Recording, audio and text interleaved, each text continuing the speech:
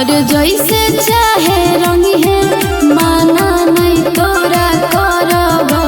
होली में अखंड करब, लहंगा चोली रंग रंग करब, हाथ में लेके नदी उठा के रंगब।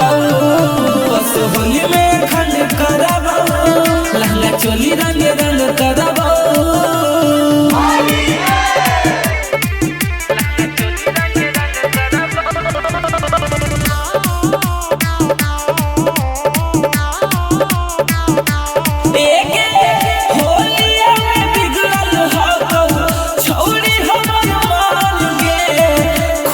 चोली रंग दे दोनों जवान गे।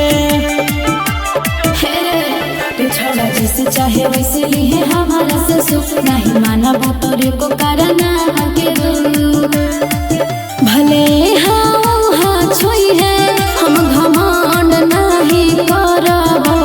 होली में अखंड करब, लहंगा चोली रंग रंग करब, हाथ में लेके नदी उठा के रंगब। होली में अखंड करब, लहंगा चोली रंग रंग करब।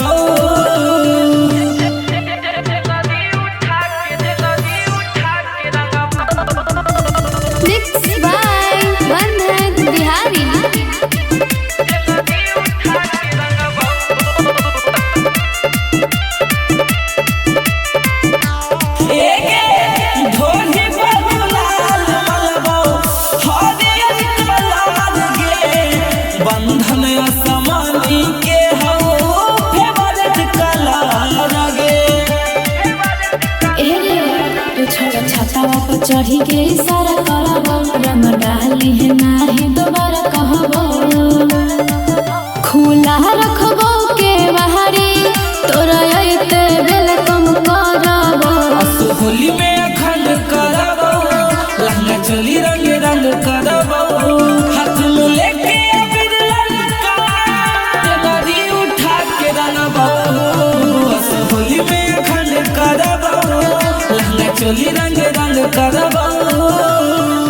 अवधि छोड़े वाला नहीं हो। अच्छा।